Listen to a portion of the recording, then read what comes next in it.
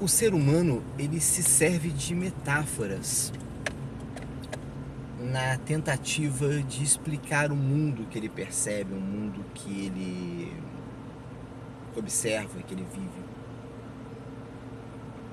As metáforas, em certo sentido, são formas pelas quais a gente usa para representar, para simbolizar a nossa percepção, a nossa apreensão da realidade.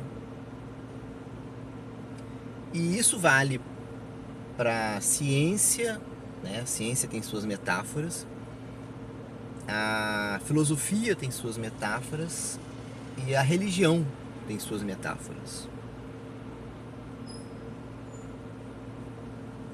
É impossível para o homem tocar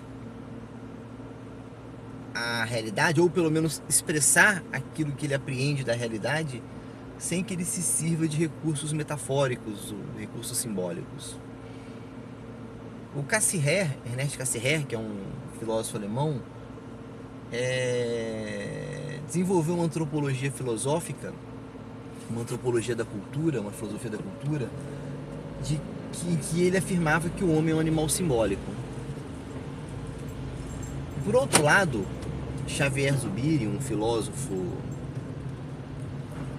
espanhol, dizia e afirmava na sua antropologia filosófica que o homem é um animal de realidades. Em princípio, essas duas possibilidades, essas duas dimensões humanas, elas podem parecer antagônicas, mas no fundo elas não são.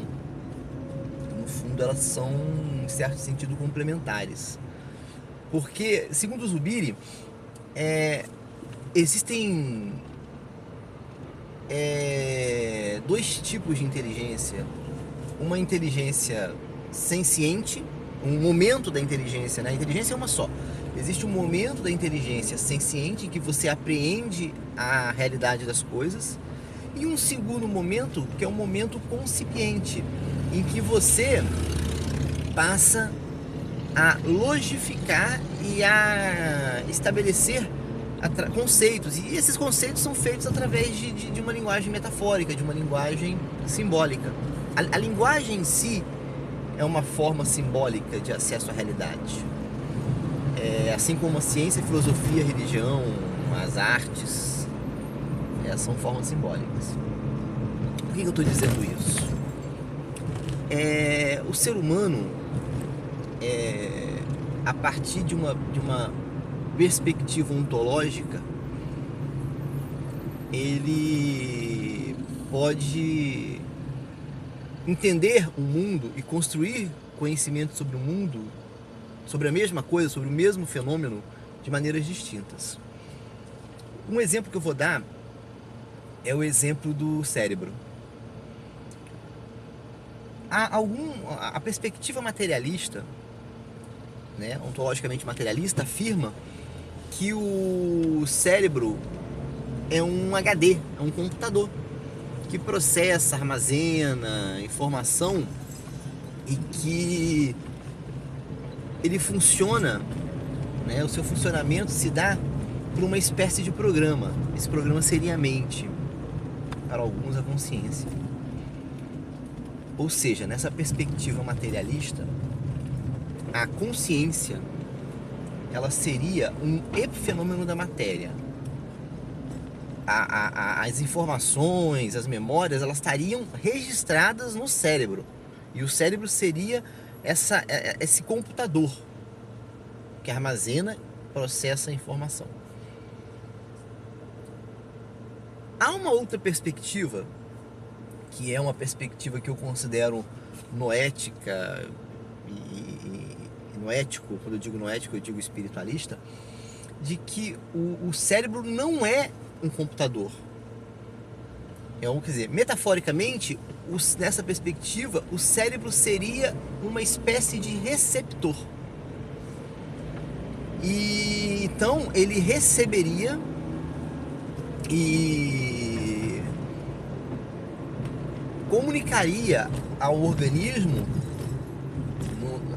ao organismo biológico, social, ou seja, nos permitiria interagir com a realidade material das coisas, mas o que está contido, as informações, as memórias não estariam no cérebro, estariam numa consciência, numa mente não local. Entendeu? Isso seria uma perspectiva espiritualista, não ética, de entender o cérebro. E as duas, percebam, as duas maneiras são metáforas. E na primeira, a perspectiva materialista, não existiria uma consciência transcendente que sobrevive à matéria. Nesse sentido, eu percebo que a perspectiva materialista é um pouco parcial, porque ela exclui a perspectiva espiritualista. No entanto, a perspectiva espiritualista, se ela não for radicalizada a ponto de achar que não existe matéria e que tudo isso aqui é uma criação da consciência, ela permite que se inclua a matéria na perspectiva, porque a existência humana se daria nesse contato, nesse encontro entre a consciência e a matéria. Seria nesse sentido impossível que houvesse existência humana sem a dimensão espiritual e sem a dimensão material. Se você exclui ou desconecta essas duas dimensões, o ser humano não existiria.